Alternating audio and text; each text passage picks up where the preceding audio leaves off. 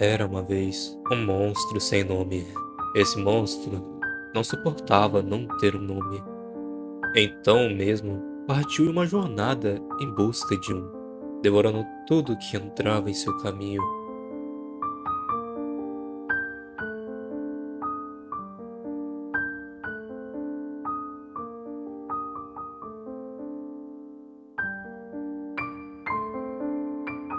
E mesmo depois de tantos nomes, não havia ninguém para chamá-lo por qualquer um deles.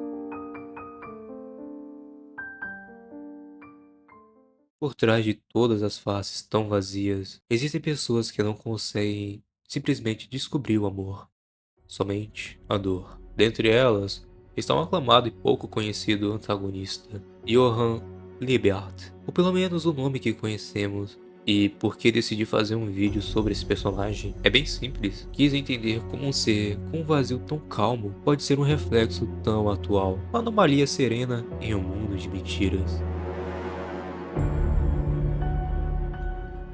O vazio de Johann Liebert não é a ausência de felicidade ou a presença de tristeza. É algo mais fundamental. É a ausência de um eu. Imagine olhar para dentro de si e não encontrar nada que te defina inerentemente. Nem amor, nem ódio, nem medo, nem mesmo um nome que pareça seu.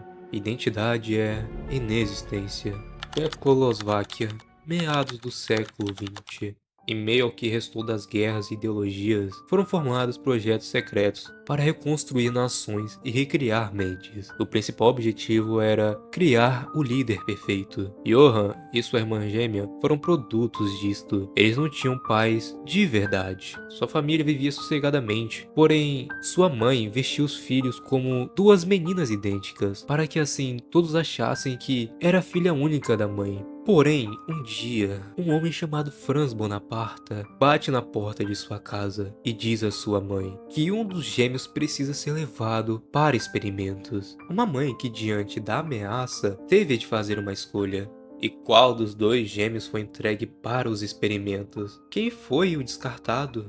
Johann foi o primeiro escolhido. Mas rapidamente sua mãe o pega de volta e entrega Anna, a sua irmã. Mas não se sabe ao certo se foi por confusão ou favoritismo, e isso confundiu a cabeça do garoto. E após ter sido largado sozinho, o garoto só podia ficar lendo para passar o tempo. Foi então que ele encontrou o livro O Monstro Sem Nome. E a partir dali, tudo mudaria. Anna conseguiu fugir do lugar de experimentos, conhecido como Mansão Rosa Vermelha, e volta para o seu irmão, lhe contando tudo. Porém, Johann ficou tão confuso que achou que quem sofreu todos os experimentos foi ele. Os dois fugiram e andaram pelas fronteiras da Alemanha, até que foram encontrados por um oficial chamado Wolf. Esse senhor encontrou na bolsa de Johann o livro do monstro e decidiu dar o nome Johann a ele. E a partir daqui, percebemos que Johann nunca existiu, o que nos remete à sua primeira aparição adulta diante de Tema. Tema o chama pelo nome de Johann, mas ele não reconhece esse nome de imediato, somente diz que um dia parece ter tido um nome parecido com esse.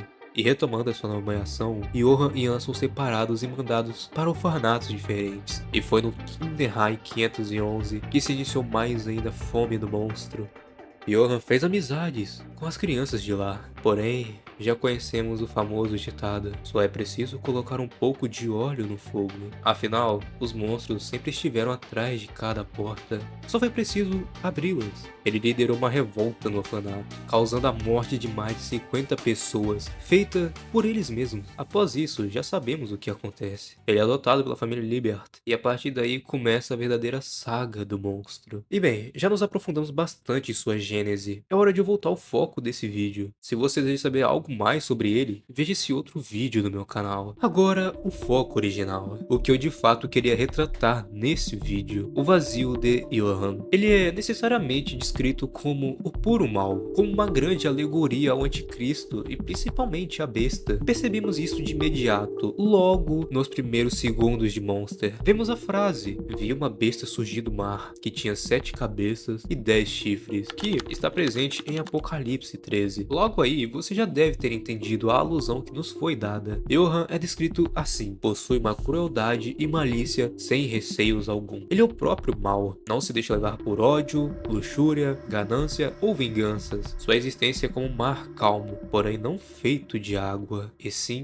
sangue. E é exatamente isso que atrai os outros até ele. Algo bonito e atrativo à primeira vista. Um lugar onde pode se encontrar tranquilidade e aconchego. Até que o que está presente se dilui. Yoru é totalmente consciente de todas as suas ações e desprovido de qualquer senso de se justificar. Um ser sem emoção, totalmente nihilista. Assim como eu disse no meu último vídeo, ele é a própria rejeição da moral. A ideia do bem e do mal é totalmente subjetiva, acreditando fortemente que esses conceitos variam de pessoa para pessoa e de circunstância para circunstância. Por isso que ele faz tantas atrocidades para alcançar o único objetivo dele, a morte. E principalmente a de si mesmo, envolvendo a si mesmo com todo o mal para que o mesmo se manifeste nos outros, para que enfim ele alcance o suicídio perfeito, sendo primeiramente manifestado com a sua irmã, mas a morte não quis o levar.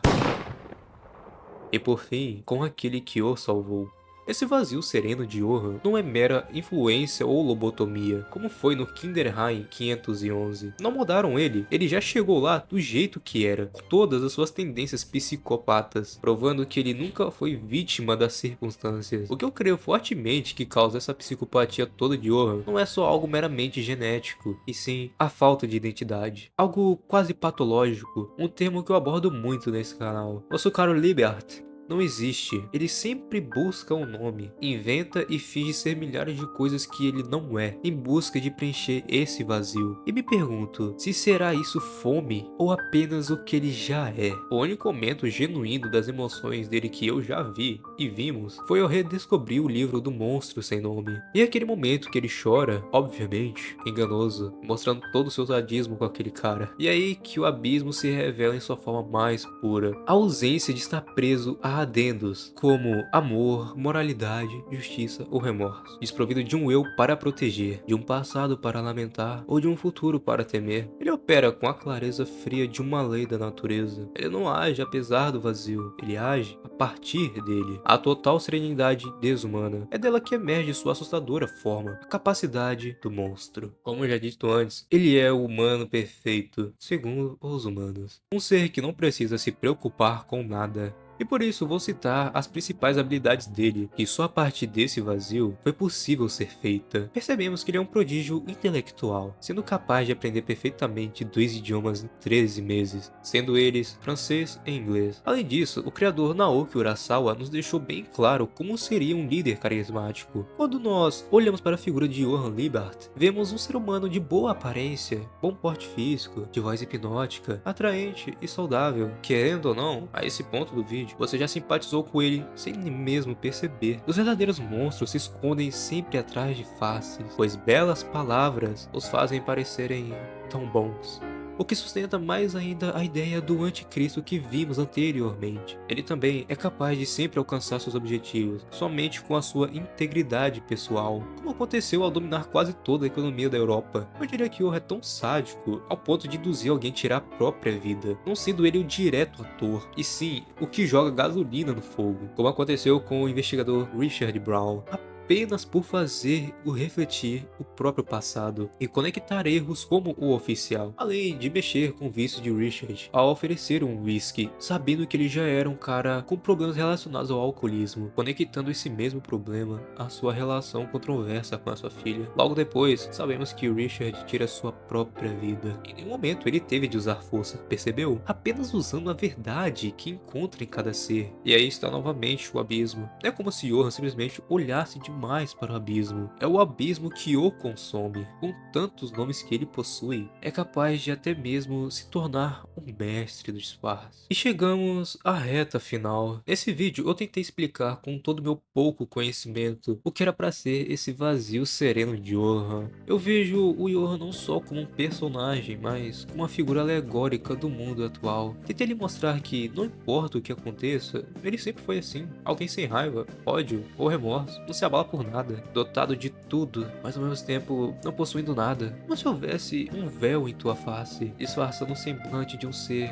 moldado à perfeição, sem qualquer compaixão, com uma bela e maravilhosa rosa, bonita aos olhos e um aroma agradável à vossa alma, porém conter espinhos é de sua natureza. O que custou tanta empatia por alguém? Será que teve um motivo para que ele nascesse? Alguém o quis? Porque ele existe? Ele não? existe. Um todo um universo que é apenas composto em morte. Se viver ou morrer, não importa. Seu nome é sem importância. Ele só deseja sua plena destruição, ou somente uma maneira de acabar com todo o mal. Um suicídio perfeito.